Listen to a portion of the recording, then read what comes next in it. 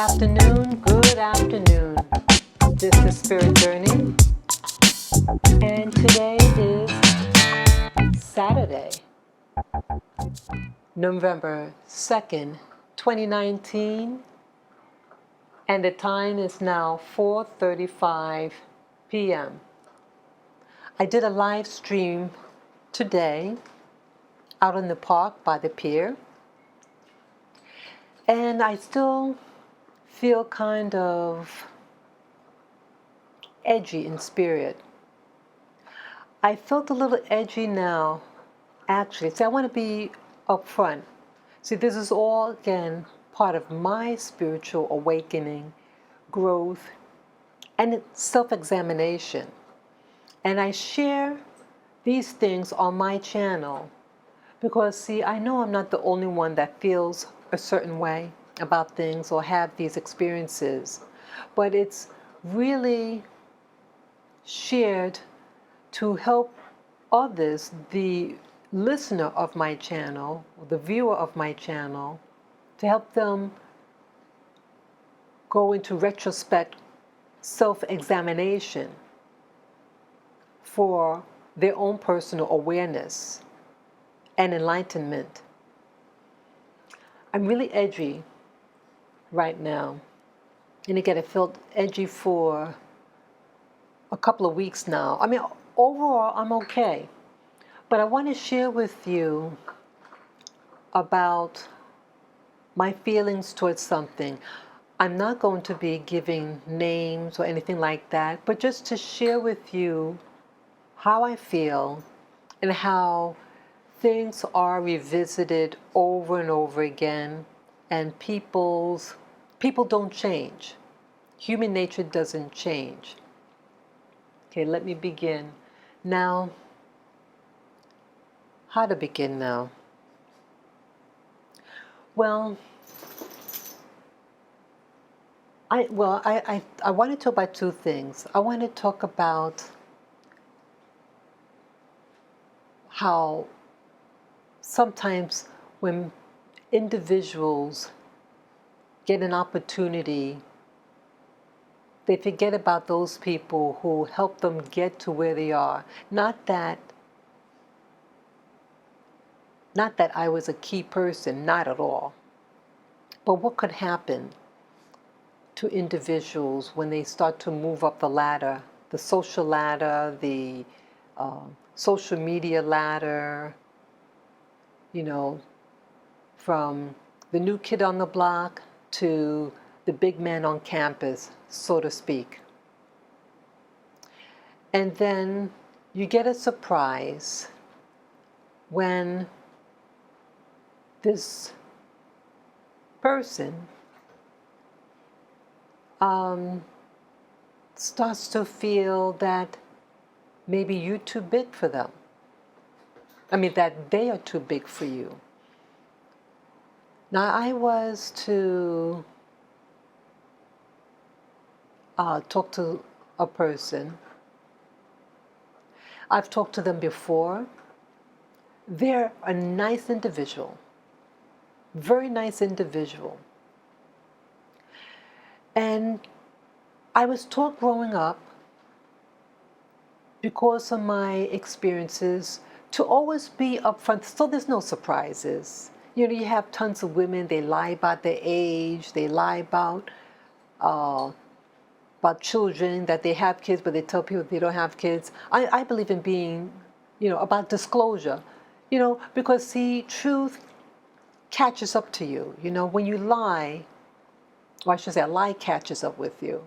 And that, so rather than lying or pretending to be something that you're not, just be upfront with people. And it's their choice, the listener, whether they want to stay or go. So I feel with my journey and my channel to share what's on my heart, to be upfront, to not try to make people think I was born with a gold spoon. Far from it. And so the more I share about myself, the more I feel like, sharing to me is very important. Very important. Sharing is almost showing that you care, that you love other people, that you're willing to share. See, many people don't want to share. They want to receive, but they don't want to share or give. And so, those people who share, they're actually putting themselves in a vulnerable position. The vulnerability because now you disclosed a little something about yourself. And I notice now in modern society that people don't want to share. They're afraid of sharing because it's going to put them vulnerable. And people walk around maybe with a facade.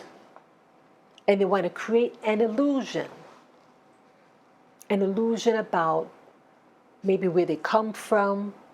I'm finding now in social media, you have people who pretend, and I mentioned in the live stream that I did today, you have people who deceive others about their origins, about who and what they are. And this is supposed to be tolerated and encouraged in some. So I'm tired of that. Because see, when you say things about yourself that's not true, it eventually will come out that it's not true. So just be upfront, or just don't say anything at all. Okay? And this promotes freedom actually for the individual. And isn't life really all about freedom, about peace? So for me, being upfront with others who I interact with is very important to me to help achieve this sense of peace and freedom. And yes, there's always a price to pay when you are upfront with individuals, because some people don't like to hear the truth. They run away from it. But see, that's the price you have to pay. But I'm willing to pay that price. But I'm human, and being human, sometimes your feelings get hurt. So I spoke to someone before, and it was successful. It was a great experience.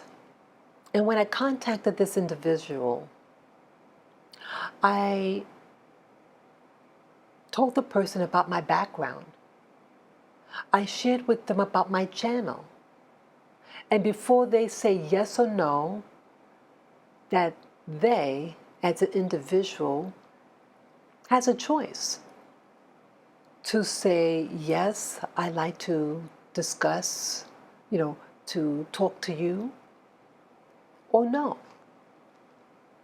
The person decided to say yes. And I was very excited. See, I'm on my spiritual journey, and I'm looking for answers. And my talking to people, interviewing people, is also a means of trying to understand, hey, is this what happened to me? So I want to find truth about myself by sometimes talking to other individuals to help bringing clarity to my life, to help bring me into more freedoms, fulfillment in my life. And this was shared with this person. I talked to this individual some months ago, sometime over a year ago. And everything went well. And then I talked to this person again. And everything seemed okay. And then towards the end of the conversation, this person seemed to get flustered, like agitated. And I didn't understand what was going on. And I talked about that something was, that basically what I was saying was that, hey, I'm not like, I don't have like a lot of discussions with other people on the topic.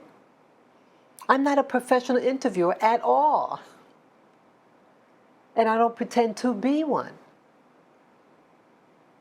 And they know about my channel. And the person then declined. And I felt in my spirit that what was being told to me wasn't really being honest as to why. It was an excuse. And again, it's a free country, and people have the freedom to say yes or no, and people have the freedom to change their mind. Now, I care about this person. But it confused me. And I didn't understand what happened. But then I'm thinking, could this be the reason why that I'm not good enough anymore? I look at, I'm see, I feel almost like shamed. And I said, why should I feel shamed? What did I do? I consider myself an individual with integrity, honesty. I'm upfront. Why am I feeling like I committed the mortal sin against somebody? And so my mind is racing. I'm very perceptive. I'm a very sensitive individual. And I'm sure many of you picked that up. I'm very sensitive. I'm a very sensitive soul. And I'm a very programmed soul. I was programmed to always want to make other people feel better. That it was my responsibility if someone else is upset or broken or whatever, that I have to fix the problem. But yet I'm not supposed to have needs of my own and need someone to help me fix myself. It's like I'm there for others, but it's no mutual reciprocity onto me. So I think about it, and my mind is racing, and I know it's like sometimes when you talk to people, and then in a conversation, there's something happening energetically, and that you can pick up that someone got upset or something happened, and you may not say anything, but you think, hey, maybe it's my imagination, or I don't think I said anything. I didn't say any curse words or pejoratives, whatever. I don't understand what happened, but I felt it. But I just kept on going. I was about to just get off the phone anyhow, and then it happened that I wasn't able to talk to this person. But I kept a mental note, and I contacted this person again. And in short, what was conveyed, basically what was conveyed was,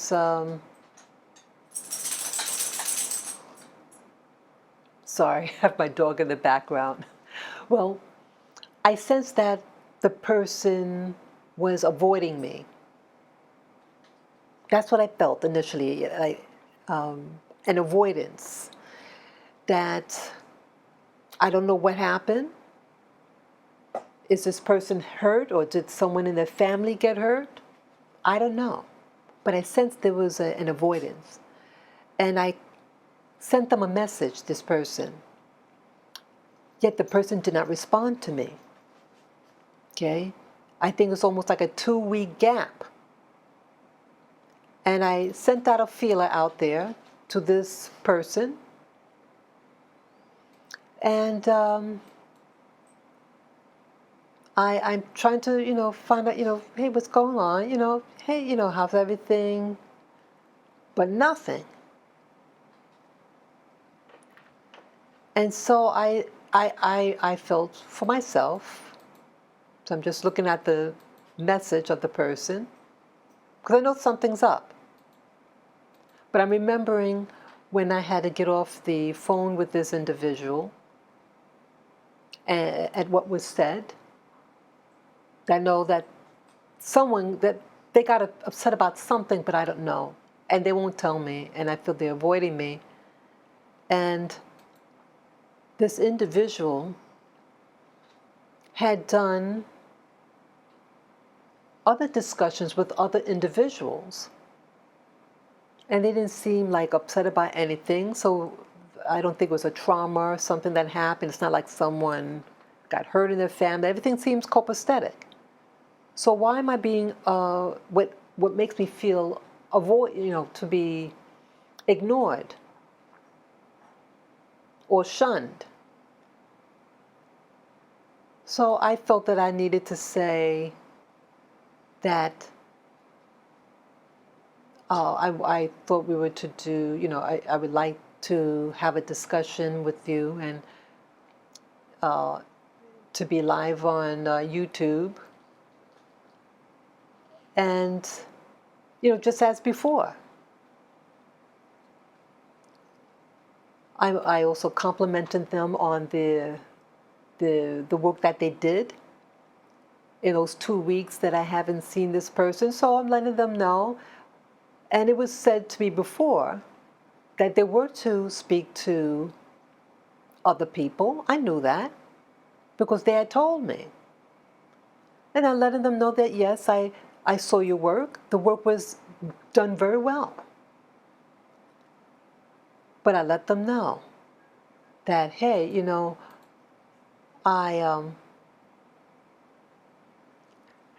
that my channel, I'm just trying to get my thoughts together.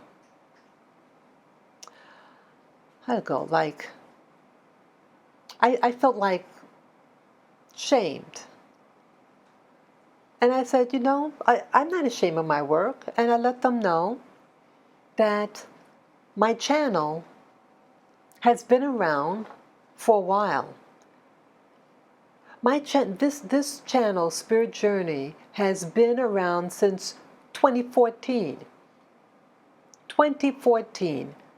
And I have over 1,000 videos, lengthy videos on my channel.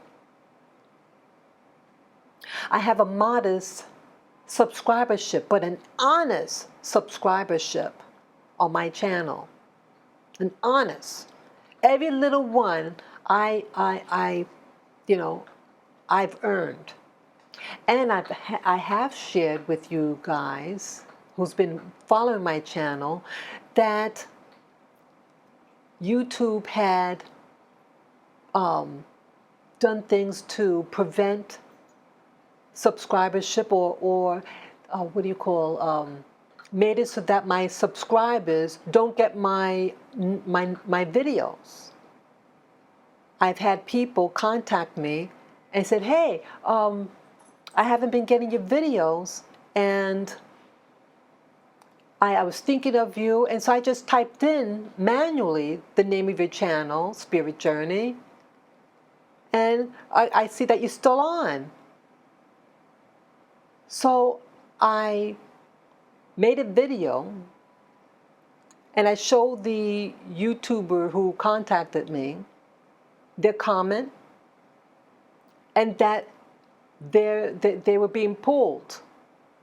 They weren't getting notification anymore on my channel. So they were preventing, YouTube was preventing, or some entity has been intercepting my videos to be heard by others. by my subscribers. So that force is there to limit my exposure and therefore limiting, limiting my ability for monetization. They also affected the monetization. They're saying on my channel that not suitable for most advertisers. So they're affecting me, they're affecting me of livelihood to be heard and monetization. And so I feel like, hey, let me speak on my behalf. So, okay, I have my channel since 2014. Just this particular channel. I have other channels, but this one has been active since 2014, and I have over 1,000 videos.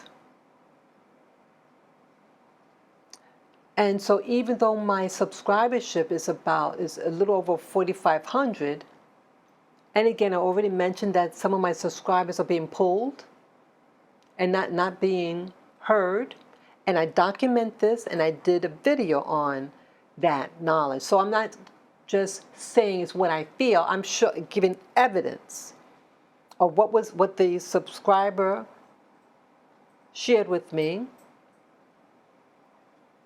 and that it's limited. Why is this? Why is my channel struggling? I have good content. I talk about different subjects, but again, it is what it is. But these are variables, and an important variable when you're being prevented to be heard by others. When your subscribers are not getting your videos, then they cannot share your videos with their friends, right, or their family or whatever. So it is oppressing. It's a judgment call. And so this person that I had talked to recently, I reminded them that, yeah, I've been around since 2014. I have over 1,100 videos. And that, what else here? That, maybe I haven't interviewed a lot of people. Yeah, I'm not a professional interviewer. I'm just a layman. I'm just a regular YouTuber. And I'm proud of my work. And most YouTubers don't have as many content that I have. And so I also share that I care about people. And I cared about what that person as an individual went through. And letting them know that, if they in the future want to discuss, talk to me, I'm here.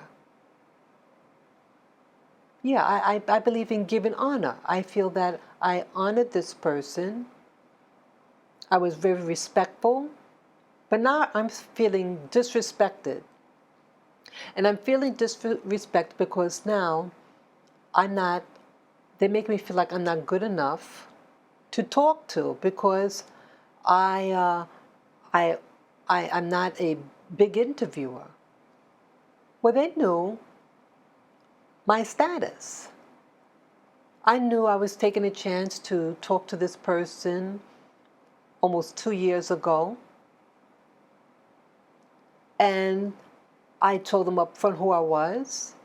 I even told them to watch my channel, because people should know before you do an interview with someone, you should know who they are, what type of content they have out there. So again, about disclosure.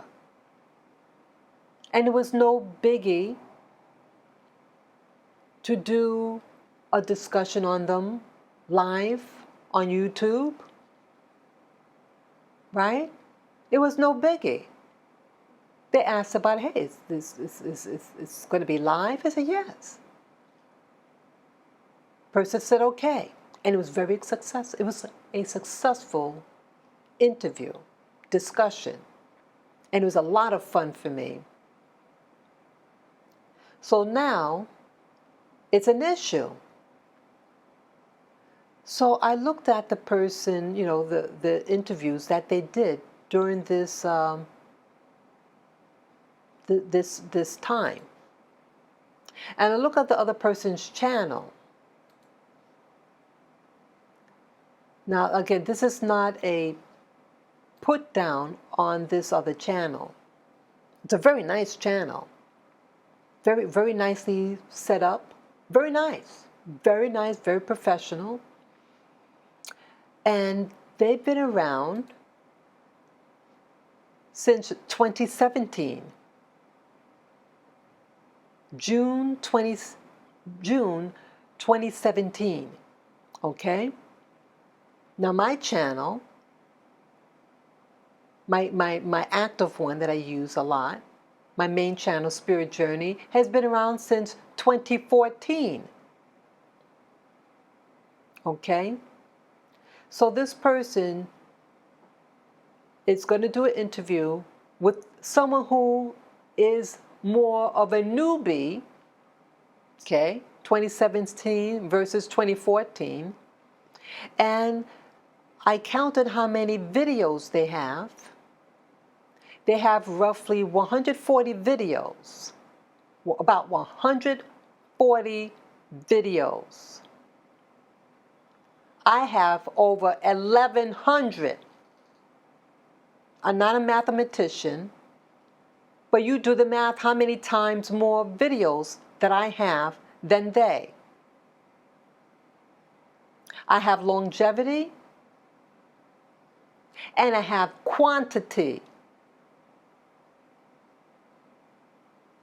of content. But I feel like I'm being judged because I'm not good enough. Why aren't I good enough? Okay, they spoke to these people twice already. And I sense they avoided me. And I thank a viewer out there who told me about it. Because see, I knew the person was going to have a video out. Because they told me they were going to have one out. And I tried to look for it online, but I couldn't find it. Well, just out of the blue, someone notified me. I don't know who they are. I've never seen them. I didn't recognize their name, their channel name. And they told me about it. So I checked it out. They had given me a link and I checked it out. I said, wow. It was good. It was good work. There's no criticism about them. It was good. But what this audio is really about is how it left me feeling. Feeling as an individual that like I'm thrown aside, like garbage. I gave this person utmost respect, because I like this person. I like this person. But I don't like how I feel now. So this person, I feel, made a judgment call to get a newbie, a relatively new channel, with a fraction amount of content than mine, to display their topic. So I start thinking about what's the significance of something like this, and this is what it's going to be about. See, what this is reminding me is that as a black person, as a black woman, how are black people viewed in this country. I remember growing up, my father, who's now deceased now for 10 years, he had shared this thing with the family. He said his own mother said that you have to be better in this country. She was an immigrant. Well, she's an immigrant, but not an immigrant, this grandmother of mine. Yes, she's born outside of she was not born under the American flag, but the United States of America acquired the island that she was living on at the time, and that anyone on that island who salutes the flag will become U.S. citizens. And so when she entered the U.S. mainland, she came in as a U.S. citizen, okay? And so she told my father that in this country, you have to be better. You have to be the best to get ahead. And so he studied hard, and he was the top in his, pretty much the top in his talents. And they even tried to squash him. So it was even though he was the best, they didn't want him to be the best, and they wanted to promote somebody else. So I feel like what's happening with me, a similar theme, that I'm not given the chance to really shine because people don't want me to shine too much on YouTube. And it seems like now that people that you want to talk to, or they want to talk to you, that now it makes a difference now, and that they want to distance themselves from you for whatever reason, even though I haven't done anything to them. And so I'm again reminded with what my father said about you have to be the best. And so I guess being the best, to be accepted by some people, you have to have all these bling bling, all these things to prove yourself worthy enough for a crumb. They may initially tag along on you so for their advancement, and then they turn their back on you or make excuses like, oh, it's going to be live. I didn't know about it being a live showing. Well, it was live before, and they've done live conferences. So it wasn't that they were being that they were shy all of a sudden. They've done public speaking. They've done public speaking. Many interviews, discussions with all types of people. But all of a sudden, there's an issue with me. So again, that is telling me you're not popular enough now for me to talk to you. Or maybe I'm not white enough.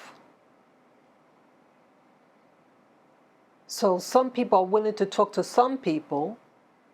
And again, this fellow YouTuber whose work looks very nice, but a relative newbie, a fraction of content in comparison to mine, yet they're given the respect for a discussion, but not me. Why?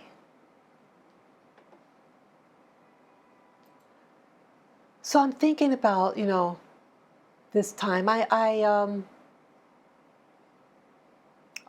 thinking about seeing this person. I saw this person's website. I'm not going to mention the name of this individual, other than that she's a black woman. They have a management background. They look very, very polished in their presentation. I know, see, I've opened a business before, an LLC. See, in this country, and I would imagine elsewhere too, to start a legitimate business, whether it be an Inc. or LLC or all the other business entities, it takes time and money and planning and also approval by government officials to give you that status, or even to open up a bank account. Let's say you want to open up a vendor's account, a business account at a bank. You need documentations from that agency to give that it's a bona fide company, whether it be an Inc. or LLC. Now, I had an LLC. And I had to present all that paperwork to present to the bank for them to grant me a bona fide business checking, business savings account. I had also purchased the top of the line equipment of the business I thought I wanted to open up in nutritional counseling. The best software as tools to give excellent service to the clients that I wanted to service. Okay? It takes time and a lot of money. Then I also had to advertise in newspaper. That's a lot of money. I couldn't believe how many thousands. When we look at a newspaper, an advertisement, just a small little one in the thousands of dollars. I had no idea it was going to be that much money. Yeah. So I look at this not YouTuber, but this individual, this businesswoman. She has a Facebook. She does have a YouTube channel, and I can see that she, as a black woman, she seems like someone who knows, as a black woman, she has to present herself spotless. Her hair has to be impeccable. Her makeup has to be impeccable. She has to dress, overdress sometimes. Her office, boom. She's going all out.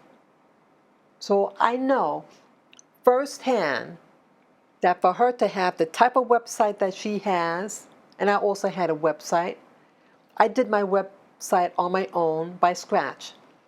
I got the template, and then I went on YouTube to find out how to navigate and create a website using that as a template, an instructional, as instruction, and then I built my own website.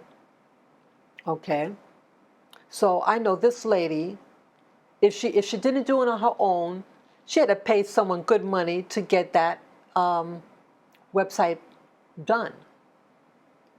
And I notice also when people deal with black people, and especially black women, that you have to you charge them more. They charge us more money.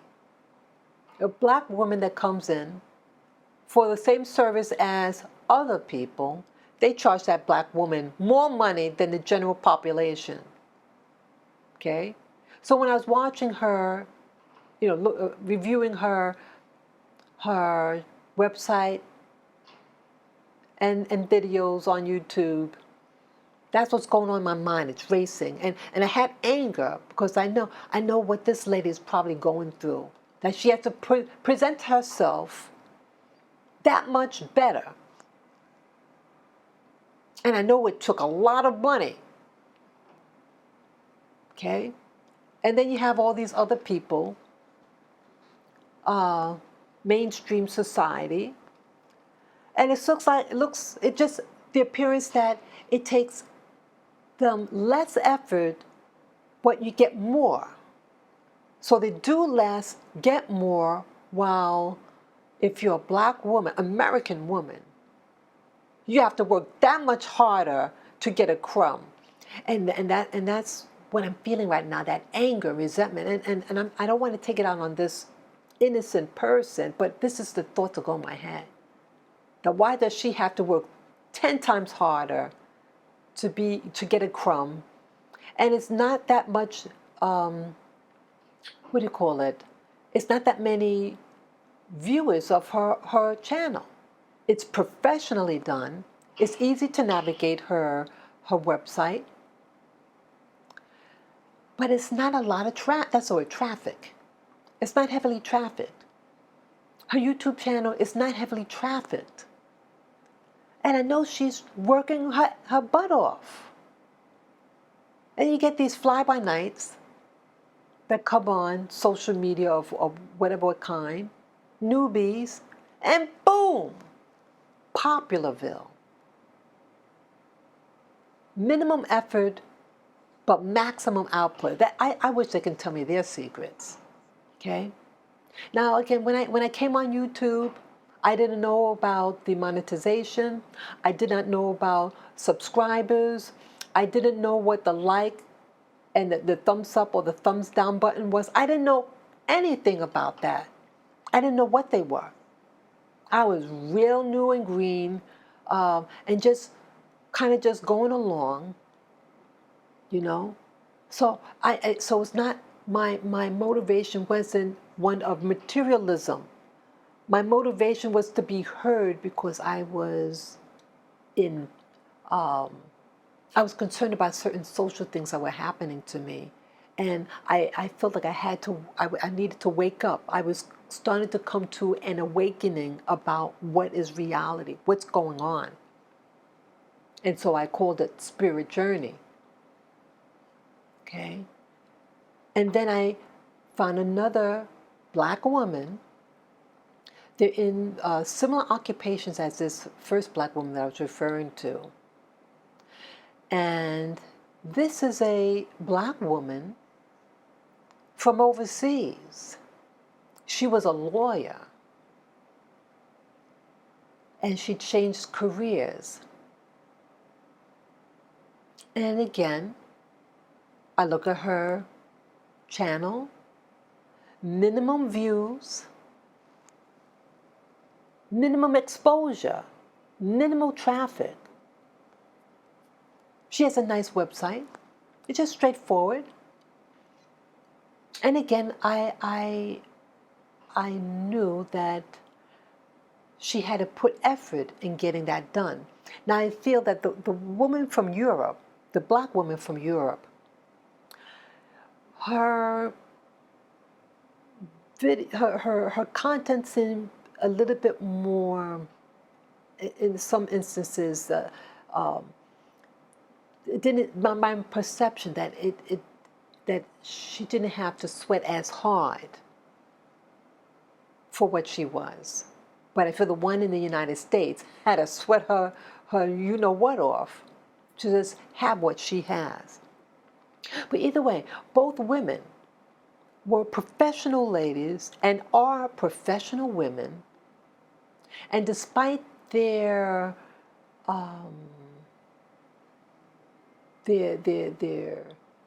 what they show, the content, it seems to be strained. And I ask myself, why? Why is it that black women, whether you're a black woman, a woman in the United States, or a black woman from Europe, why is it that our traffic, we're not heavily trafficked? It's like we have to put so much energy in what we do to be heard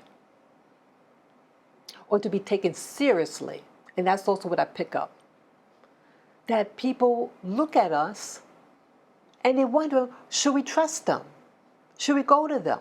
See, this is also what I realize, what I'm picking up. See, black women in general, how are we perceived? Well, we just look at the media. Black women you see as, let's say in the movies, they view us as prostitutes and drug addicts, right? That's the bulk of Hollywood with the black woman. But now they're showing other things. They have now a lawyer, the lady that does the paternity thing, she's a lawyer. You may have some movies, they show black women in government, but you never see the black woman, a successful black woman, with her black husband or a family of her own with a man, woman, and child. They don't show that. Or they may show her as a so-called spiritual lady, but she's there to always help other people, but not her own people or herself. She has to help other people. She can help white people achieve and be the therapist for other people, but not her own people.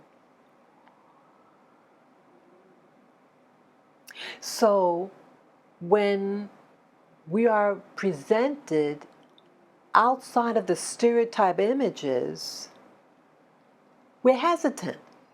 Hey, wait a minute, that's a businesswoman? Oh, but she's black. Oh, they're not supposed to be business ladies. They're not supposed to be professional. She's our equal? No, she's not. Oh, wait a minute. Oh. Well, so we're brainwashed to think that black women aren't professional, mature-minded. We don't fit the stereotype, so we don't know how to approach her. Oh, well, you have to be vouched for. See, that's what I'm seeing also now, what's happening. That in order to be a really successful person, and if you're not a mainstreamer, I'm being very tactful, you have to be invited into those other people's arena. You have to be invited in to be accepted and then to be utilized and receive the full blessings of the work you produce. Like if you put in a seed, you get a plant, you get a harvest. See, so there's minimal blockage, if you understand what I mean.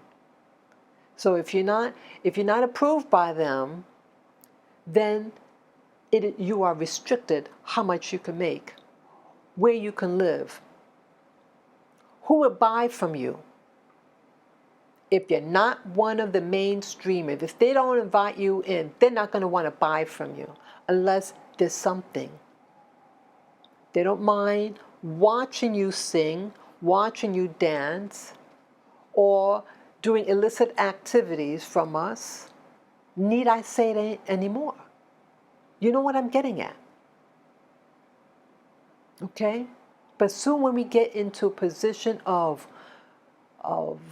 polish or positions that's usually maybe dominated by men, business person, okay, a mainstream white person, right? No one thinks about asking about their credentials or anything, but soon when you are an American black woman, all of a sudden you have to prove everything to be accepted, all these credentials. But you have other people from other communities, they don't have to show any proof whatsoever. And we have to just take whatever they say with carte blanche. And they can move up. You have people that might approach me and they want me to help them. But they never lift a finger to help me. And so what happened? You have someone, a newbie, and with a fraction of the amount of content, and then I'm shamed. At least the outcome, I feel like I'm shamed, or to like there's something wrong with me now. Like now I'm not good enough. Why should I feel this way? You have to be that much better than other people. But even still, when you are better, it doesn't guarantee a thing, and it could be used against you. I've mentioned this story before. I used to live in Hawaii, and I thought that was part of the United States of America. What is it, the 50th state? I lived in Maui, and I have a certificate in pastry arts. I did graduate with honors, and then I got blacklisted in New York City. So I go to Hawaii, hopes to start a new life there, because I just had to, I was in a survival mode, and I had to sacrifice a lot to move there. So I arrive, and I landed a job in the cooking field, and I even got a second job because I was so in debt from relocating to Maui. And then I lose them both within a week apart of each other. Begged the second job. I begged them. I said, please, I just got this card just to get to this job. I need a job. I begged them. And the person was very indifferent, very hostile expression on his face. And I couldn't get the job, keep the job.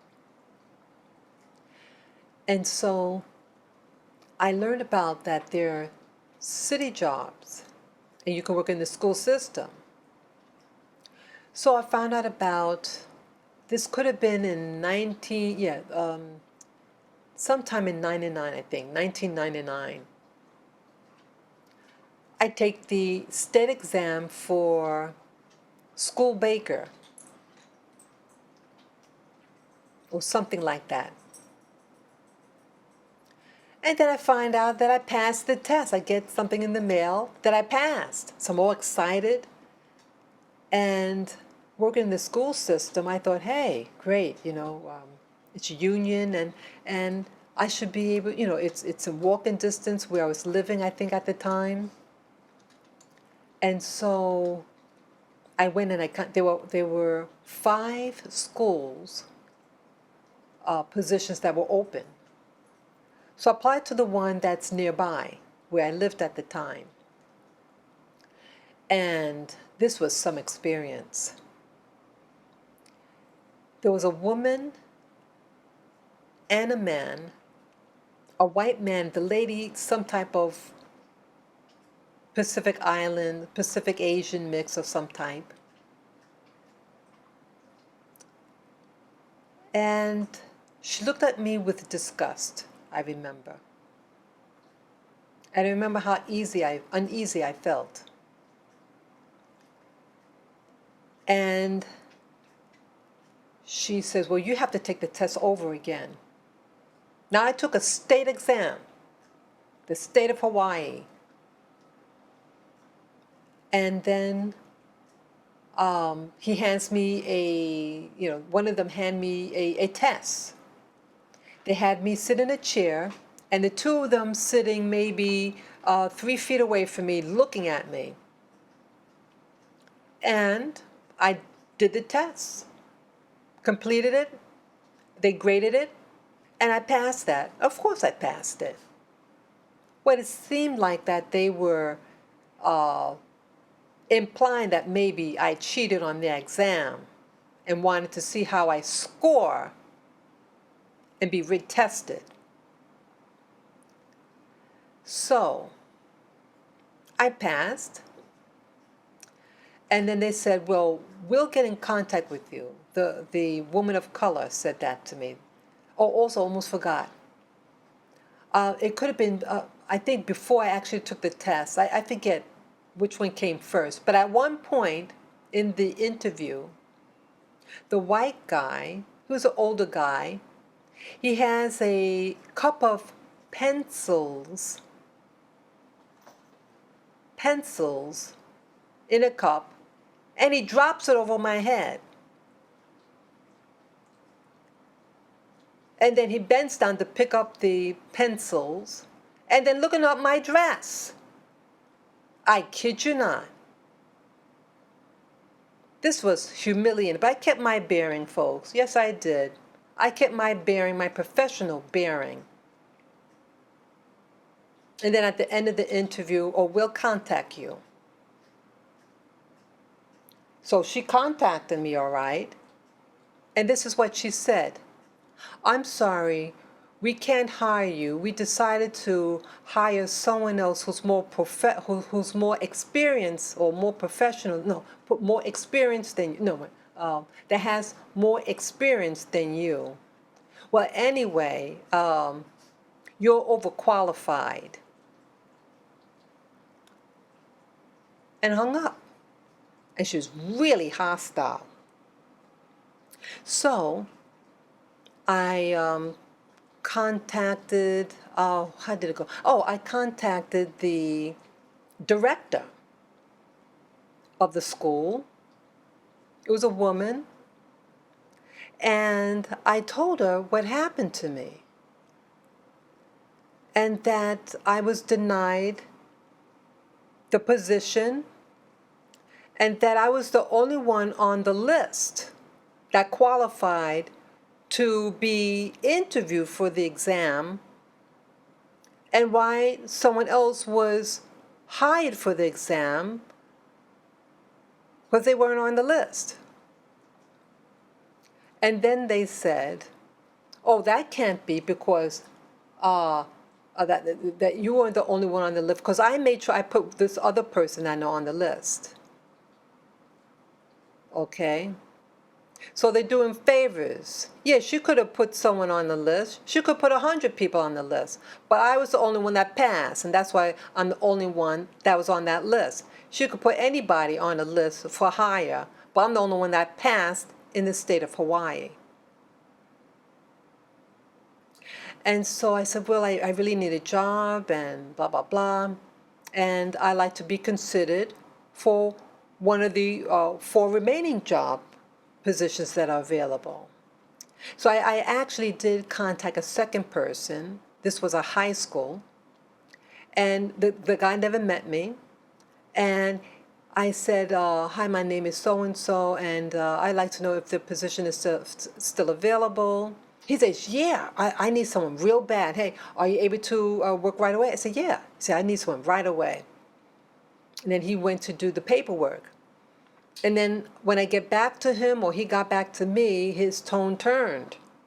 Oh, well, I can't hire anyone right now. I shouldn't have told you that you were the only person on the list. And he was getting cold feet. So evidently, when he called in to hire me, he wanted to hire me. His higher-ups told him no, not to hire me. And so he made some excuse, that he couldn't, his hands are tied, he can't do anything, which was truthful. So I'll go back to the director, called them up and said, he's not able to hire me, but, I really want to work. And then she responds, well, we can't hire anybody right now because we don't know how many children we're feeding. And until we know how many children we're feeding, we'll know when we can hire you. And so I said, oh, okay. And so I remember that it was the holidays coming, the Christmas season. Yeah, so this had to be then 99, around November, December. And so then I called uh, after the holidays, I think it was, or just before it actually came. Oh, we still don't know how many people we're feeding right now. I said, wow, how long it's going to take you to find out how many children you got to feed? He said, well, we'll know in a couple of months. So I'm calling periodically, and I was never called or considered. And so when I moved out of Hawaii, I was thinking about my experience there.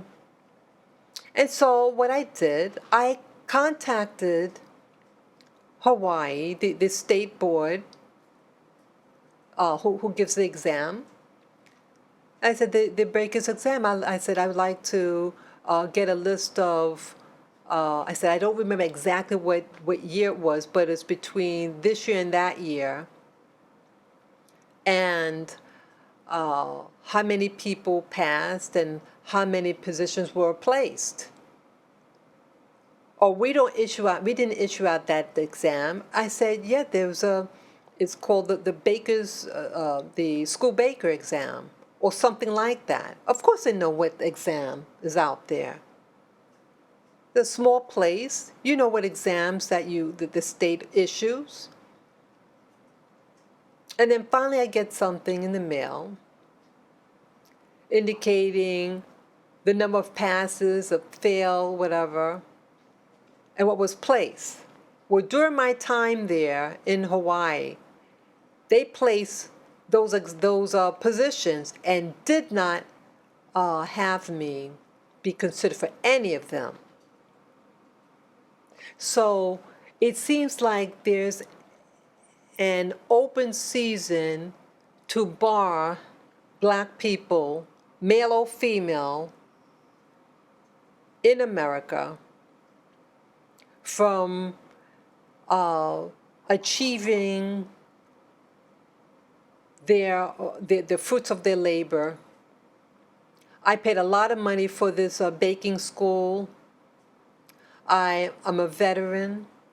And even with all that, I wasn't welcome to get employed in the state of Hawaii in the school system. But yet you have people from all over the world who use you for help, use you to move up the ladder, but do nothing to help you. And I've helped people when I was out there, but I noticed that it's never really appreciated, or I should say reciprocated. That's what I really want to say, reciprocated. But you're there to help others, but they have a natural hatred and jealousy for black people who want to move up the ladder, who just want the basics. And I was denied that. And that's being the #1 person in Hawaii for the state exam for baker. I was the only one that passed that exam. And so that's why I was the only one on the list. And yet, being the best is not enough in America because they don't want you to succeed and they don't want you to have community. And so that's what I want to share with all this. I'm also reminded the whole theme about how some people in this country, how they want to treat, how they really feel about people of color, about black people. I recently went to the movies to see Gemini Man. I was referred to see this movie by a YouTube video that made mention about the movie. Video was about the genre of the MK Ultra type of stuff. And so I said, oh, let me check this out. So I saw the preview over the internet. I said, I'm going to see this movie. So now this portion of this audio is going to be about Gemini Man. This movie came out in, let's see, what month? It came out recent. I think it came out in September. Okay? And it's a drama thriller. It's 1 hour and 57 minutes long. And it stars Will Smith. And this movie is really interesting on many, many levels. And I want to discuss that, about the message that this movie shares. Well, Gemini Man is about, it stars a black man, and he's coming of that seasonable age. He is 50 years old, 51 years old, it's said in the movie. And he's a hired killer. He's hired by the government.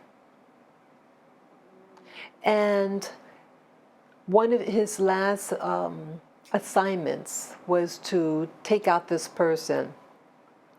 And he did take out that person, but there was a potential error that he could have, if he was, he said, 6 inches off, he could have killed the wrong person.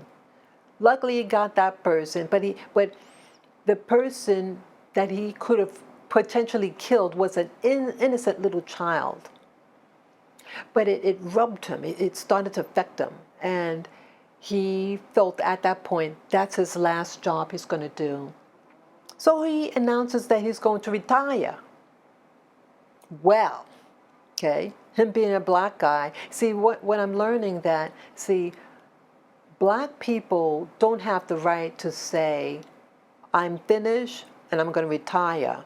Not when you're working for the majority. That when the majority tells you you're done, then you're done. But they didn't like that he said that he wants to retire, even though he gave excellent service. And it turned out that he too is the top. Him being the top in his field was exploited, and that they became angry at him. And you know what they did in the movie? They set out to kill him because he wanted to retire. I kid you not. And you know what else? See, this is all saying something. It's all the same theme when I'm discussing here what happened to me, what my feelings about what I'm sharing with you, and about those 2 black women, that they have to be that much better to just get a little attention. Well, same thing with this black man in the movie. You know, he's only playing a part, but it's really telling. See, yes, he's a good-looking guy. He speaks very well, and he has very good manners. You know, yes, ma'am, no, ma'am, thank you, all that, just like me. See, we're programmed to speak all nice and proper when you're dealing with the mainstream society.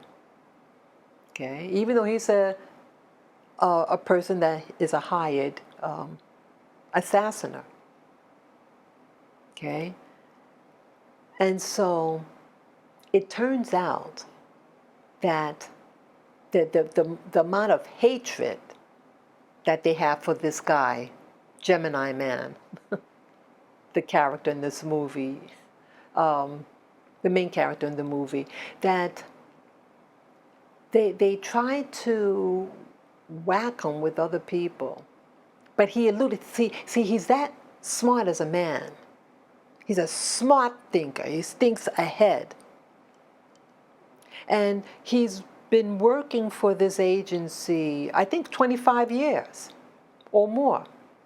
He entered the military, and then in the military they recruited him to do work, like what they call paramilitary.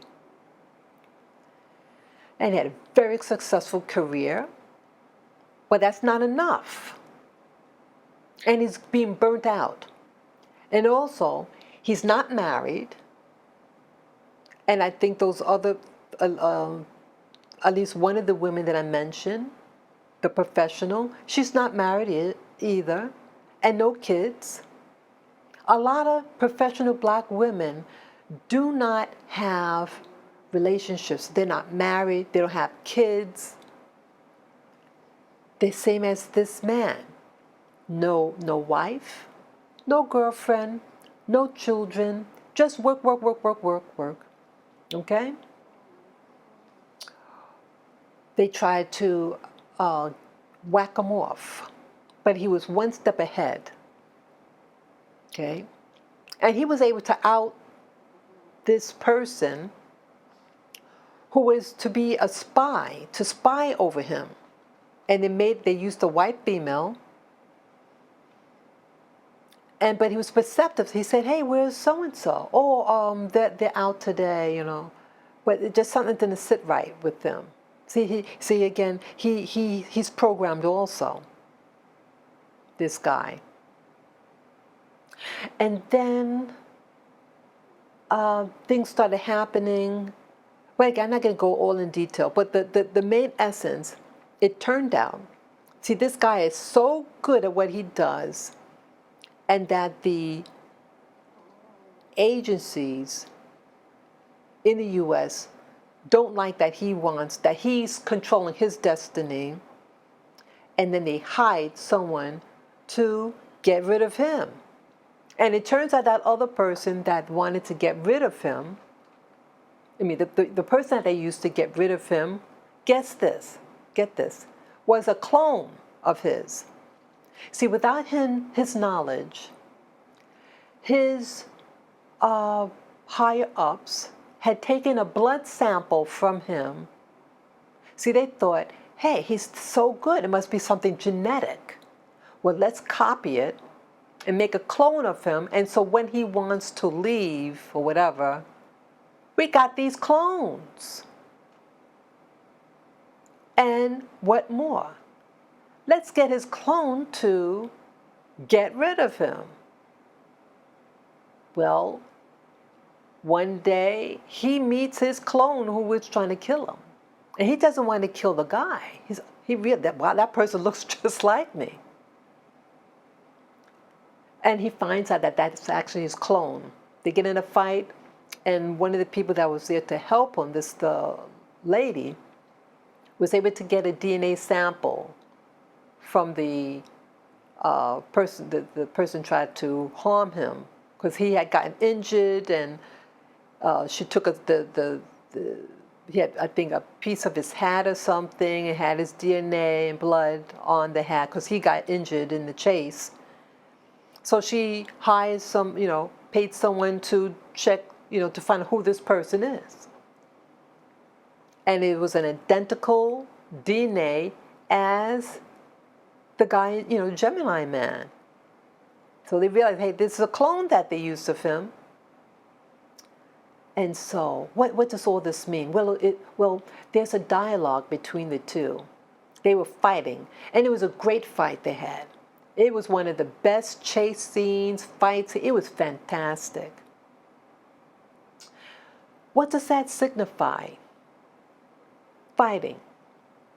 I started thinking, what's the significance of that?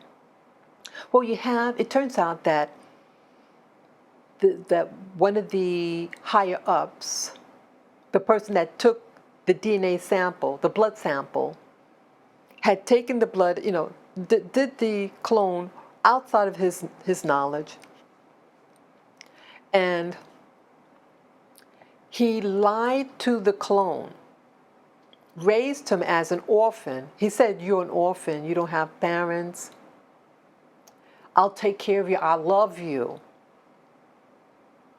He kept saying that Oh, I love you, I love you. Well, it turns out, I don't know how you could call what happened to the clone as love, because he was lied to. He was lied about his identity. He said, I'll be your father. But what did this father do to this clone? Prevented him to have relationships. No girlfriend, no sexual experience, no marriage, no friends, just be someone who assassinates people. And in fact, the biggest betrayal is to have him take out his source of his genetics. The Will Smith character. Isn't that something? You call that love? It's like telling someone, oh, go whack your own family. It's equivalent. But even closer, because all his genetics are tied with this clone. Right? But this is supposed to be love.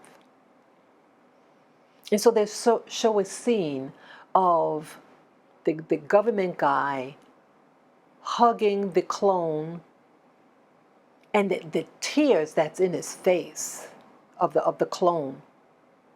And the white guy is saying, oh, I love you. Oh, and it just said, what did this remind me of? There's an expression, the white man's burden. The white man's burden is about that black people, and I think black men in particular, are the responsibility of the white man to resolve. That's white man, it's his burden to fix the problem. Not that he caused the problem, but to fix the problem of the black man and the black community overall. He'll lie to you. He'll say, I love you, or I'm doing this for you. But in actuality, he's setting you up for failure and to kill your own. That's what I got out of this movie, Gemini Man, with Will Smith. That they don't use white people directly to kill you. They get your own to kill you. And in this movie, his clone. They want you, black man and woman, to kill yourself. That's what that means. We're not going to kill you directly. We're going to have you kill yourself.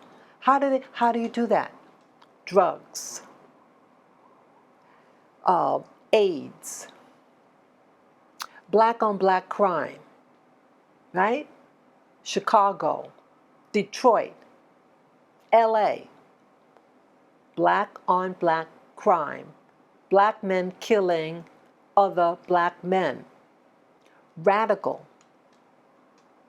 And you don't know why, but you notice the white guy wasn't being killed. Why are we turning our anger against our own and not on the person that's doing the harassment, that's doing the oppression?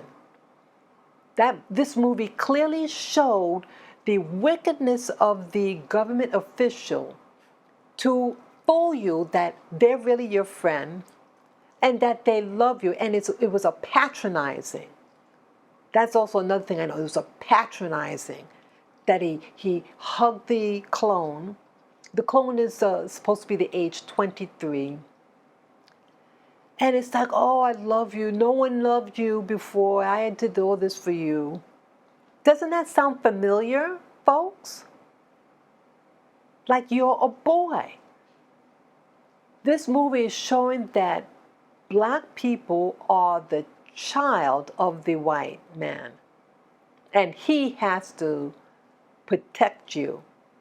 It's another form of slavery. That clone represents slavehood, lack of freedom. That man had no freedom to leave and do his thing. None whatsoever. He was actually served as property for that government official. And when the character Will Smith, the older, the man, not the clone, when he decided, I'm tired, I want to do other things. I'm 50 years old, I want to do other things, I have other interests. The white man got angry and said, we're going to kill him. He thinks he's free. He's not free. You're not free. And we're going to remind you that you're not free. You're not a private agent, and we're going to get rid of you. But we're going to get rid of you sneakily. We're going to get your own people to kill you. And so that's what happened. But luckily, Will Smith comes to his senses and tells his clone, look, I'm trying to save you. And he shared to prove his identity. He told him about himself, about what he's probably living through, the traumas, the fears, his idiosyncrasies, all that. He let it know up front. This is probably what you're going through, what you're experiencing. I know because I went through it. It was really profound. See, we're in a sleep. So this movie is also depicting that the clone is asleep. The black community, the black man is asleep. He doesn't know himself. He's being lulled by modern day white man or the system that they're your friend. They're making doing things for you, but in actuality, he's serving himself. He's telling the clone, hey, kill these people. Do this and that to these people because they're bad people. Well, if this guy really loved the clone, wouldn't he say, yeah, because the excuse was, well, the adult fellow, he had a broken home, his father, all these things. No one loves you. And we just wanted to prevent you to having bad emotions and be traumatized. We're just trying to protect you, your emotions. So we make you to have no emotions, no feelings, and you do, your assignments, and then when you've done, you could go off and you won't have PTSD and all these things. So they're making it on the surface, they're doing you a favor. We're doing you a favor with welfare. So, we keep the family separate. We're doing you a favor. Okay, you don't have any property, but that's okay. We'll take care of you. We give you public assistance. We give you free medical care at the clinic. Oh, you can even fight for us in the military. Yeah, you get free room and board. But in the meanwhile, this leader, this government official, I'm sure he has girlfriends or wives or children. He has sex what he wants when he wants to. He has money. He has the freedom to come and go. He has the freedom for retiring if he feels like retiring. See, this is modern day slavery. But it's disguised because he knows how to fight good, he knows how to use weapons, he looks cool and all that. But the system is letting you know you are his slave. And when we're done with you, then you can leave. But other than that, you have no authority to make that decision. The clone couldn't make decisions for himself. So it's a slave. But the slave does not have physical chains, and yet the slave knows how to ride a bike, he got some cool looking clothes, and but there's no relationships. Neither character has any girlfriend or wife or anything. You're on a plantation, and you're only given what they want to give you. You get your what they call slave rations. And then we're supposed to say, thank you, Master, when we get something, when we get a crumb. These people never got anything. We have to fight their wars. We have to do their assignments. And in the process, they get rich, and we winded up with trauma. They didn't realize how traumatized they really were. Oh, no, the older one did know. The second one was just numb. But when he realized, when he started waking up, that he was lied to, that he was a clone, that they sent him to kill himself. See that? They want you to kill yourself. And they're being sneaky about it.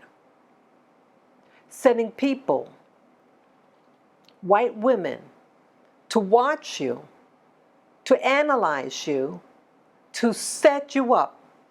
The white woman in the movie was placed there deliberately to spy on him. But in the movie, they targeted her as well, because she knew too much information. But basically, what's really happening, that she was still a spy. And she'll probably still be a spy and watching over you, but pretending now they try to make it look like that, almost like she's the girlfriend now of this person that was placed there actually to spy on him, and I'm sure eventually to kill him, because that's what they wanted to do in the first place. So again, they distract you again. They make you think like this woman outside of your group is your friend now. No. If they weren't a friend to start out with, they're not going to be your friend, because now the system wants to get her too. It's just collateral damage. The whole thing is about control, controlling the narrative, controlling your life, your freedom, your enterprise. What if he wanted to go start his own investment firm, being a private PI, or maybe be a teacher to teach people how to do the type of work he's doing? I doubt it. Right? Be very careful what's being handed to you, because what's being handed to you may be a trap. And again, being 10 times better isn't enough, because again, the character in Gemini Man, he was the best of the best, and they don't like that. And they had a backup, and they used his clone to get rid of him, to manipulate, because again, the slave might get unruly one day. Okay, we just pop him off. And look at those 2 black women I talked to you about, struggling. Relationships, children, it's being withheld from us. But you have other groups who can have businesses, but they have family. They're married, children. That doesn't stop. But somehow in our community, for us to succeed, even when we are the best, we are being hindered. The full participation of enterprise, of earning money, and then we criticize when we're poor. That's the essence of what I'm getting at. It's modern day slavery, but it's just disguised. So it doesn't require having chains, but it's a mental thing.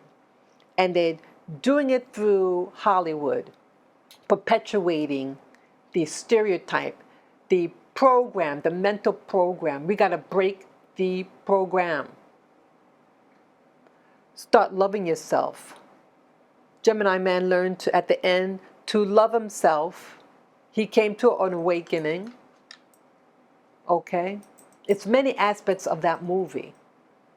Many aspects that you can dissect it. The end was really profound. It was really interesting. But look, you are valuable, black man and black woman. You need to learn to come together, to help one another, and self-love. You have to. Being the best is not enough in their eyes. Being my best, in comparison, my channel is older than the other YouTuber. They have a fraction of the number of content / videos than my channel. And yet that person, by their response to me, that I'm no longer acceptable to be talked to, even though I talked to them before. I gave them respect, but that wasn't enough. So it's just an eye-opener that racism / sexism still occurs. It may be conscious or subconscious, but the results are still the same, that they don't value you and they don't want you only when they have an agenda that includes you. So this is just food for thought, and a lot of thought about that. So really listen and analyze and try to understand where I'm coming from, and that the arena today on social media is being socially constructed to, again, promote or demote certain videos, certain topics, and certain outcomes. I thank you in advance for watching, for listening, and those of you who like my content and want to promote my channel, that you may wish to PayPal me through a donation.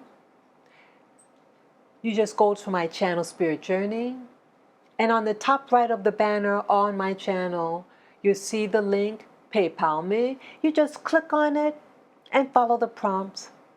Any amount would be appreciated. I thank you in advance for your gift to me, and I thank you for your comments below, and I thank you also for sharing this video with friends or family members. I thank you and have a wonderful Saturday evening. Take care, guys. Bye-bye.